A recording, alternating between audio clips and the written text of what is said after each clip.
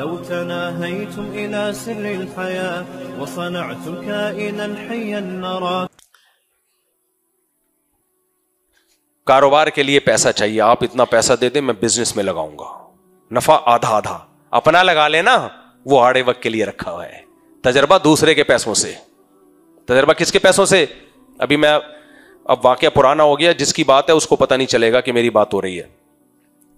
ایک صاحب آئے کچھ دن پہلے میرے پاس, کہنے لگے بیچارے پریشان تھے. اب غیبت نہیں ہے, کسی کو کیا پتا, اور میں تھوڑا سا کیریکٹر کو چینج کر دیتا ہوں تاکہ جس کا واقعہ اس کو بھی نہ پتا چلے. کسی کا راز فاش نہیں کر رہا, یہ بس ذہن میں رکھیں. لوگ ڈرتے ہیں, مجھے فون کرتے ہیں, یار ہم آپ کے سامنے بات کریں گے, اپنے گھر کی بات ہے, ایسا نہ ہو آپ بیان میں بتا دیں. آپ بتا دیتے. میں نے کہا بھائی اتنا بے وقوف نہیں ہوں میں کہ کسی کے گھر کی باتیں میں مسجدوں میں شیئر کروں, اتنا نالائق نہیں ہوں میں. تو میں واقعہ ریٹائر ہونے کے بعد بیان کرتا ہوں, صحیح ہے نا, اور کیریکٹر کو تھوڑا سا چینج کر دیتا ہوں تاکہ ان کے گھر میں پتہ نہ چلے کہ اس کی بات ہو رہی. تو ایک صاحب آئے کہ, اور یہ ایک تھوڑی ہے تو صاحب آتے رہتے ہیں اس طرح کے, وہ کہتے ہیں مفتی صاحب قرضوں میں جکڑ گیا ہوں, کچھ پیسوں کے ساتھ تعاون چاہیے. میں کہتا ہوں کیا ہو گیا؟ وہ کہتا ہے کہ میں نے کاروبار کے لیے لوگوں سے پیسہ لیا تھا, وہ نقصان ہو گیا, وہ سب میرے دروازے پہ کھڑے رہتے ہیں, سب مجھے کیا دیتے ہیں؟ ٹینشن. کچھ تعاون ہو جائے تاکہ میں قرضہ اتار دوں للہ فی اللہ. یہ تو کوئی گل ہی نہیں ہے. میں نے کہا یہ تو کوئی مسئلہ ہی نہیں ہے.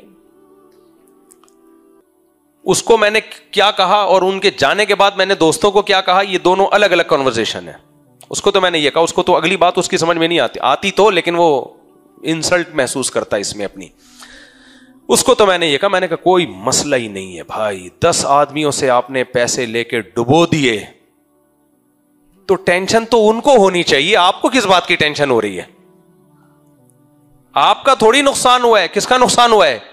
ان کا ہوا ہے. کہہ رہے نہیں وہ دروازے پہ کھڑے رہتے ہیں, کرسی لا کے دے دیا کرو, بیٹھ جایا کریں گے. کیا خیال ہے بھائی؟ وہ کھڑے ہوئے ہیں نا دروازے سے پہ, آپ تو گھر کے اندر صوفے پہ لیٹے ہوئے ہو. اس میں کون سی ایسی ٹینشن کی بات؟ کہہ رہے نہیں مفتی صاحب بڑی ڈپریشن میں جا رہا ہوں. میں نے کہا تو ڈپریشن میں خود جا رہے ہو نا, میں نے تھوڑی کہا جاؤ. آپ ڈپریشن ختم کر دو, ٹینشن کو پارسل کر دو. آپ کے سر پہ 10 کلو کا آٹا رکھا ہوا ہے, بوجھ ہے, تو وہ بوجھ کیسے ختم ہوگا؟ دوسرے کے سر پہ رکھ دو, بوجھ ختم ہو جائے گا اگر وہ لے لے. تو میں نے کہا جب وہ آئیں پیسے مانگنے کے لیے, آپ کو ٹینشن ہوگی, وہ ٹینشن پارسل کرو. پارسل کا کیسے؟ وہ بولو نہیں ہے, تو ٹینشن کیا کہاں چلی جائے گی؟ بولو نا, ادھر وہ اب کہاں پے گا, وہ نہیں ہے. کہہ رہے نہیں وہ پھر کیا کرے؟ میں نے کہا کسی کا باپ بھی کسی سے پیسے کم از کم پاکستان میں تو, پوری دنیا میں ہے, صرف پاکستان میں نہیں نکال سکتا. اور میں نے کہا مجھے خوشی پتہ ہے کس بات کی ہو رہی ہے؟ ان 10 بے وقوفوں کو ان کے کرتوتوں کی سزا مل رہی ہے. ابے پاگل کے بچوں, تم نے اپنے محنت سے پیسہ کمایا اور ایک بندہ آیا کہہ رہے کاروبار کے لیے دے دو اور تم نے دے دیے. تمہارے ساتھ یہی ہونا چاہیے تھا. ابھی بھائی ناراض نہیں ہونا, ناراض نہیں. ان کے بھی پیسے 10 سال پہلے 15 سال پہلے انہوں نے بھی پیسے لگائے تھے. میں نے کہا رفیع بھائی کوئی پیسہ کما کے نہیں دے گا, ڈبو دیں گے. یہ نہیں نہیں نہیں ڈبو دیا.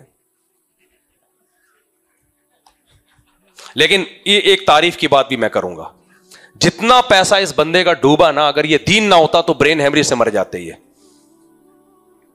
صرف دین ہے جس نے ان کو, وہ نہیں ہوا کہ مفتی صاحب مجھے پیسے دے دو فلانے پیسے, نہ گیا تو گیا, نکالنے کی کوشش ہے, ڈپریشن میں نہیں گئے. یہ دین کی برکت بھائی, کوشش کرتے ہیں نکالنے کی, لیکن وہ ڈپریشن تھوڑی بہت تو ٹینشن ہر شخص کو ہوتی ہے, ہونی بھی چاہیے. تو میں نے کہا مجھے تو خوشی اس بات کی ہو رہی ہے کہ 10 بے وقوفوں کو ان کے کرتوتوں کی سزا ملی. تو میں نے کہا میں نہیں دوں گا بھائی صاحب, میں اتنا نیک ہوں نہیں جتنا آپ مجھے سمجھ رہے ہو. خیر ان کو تو میں نے چلتا کیا.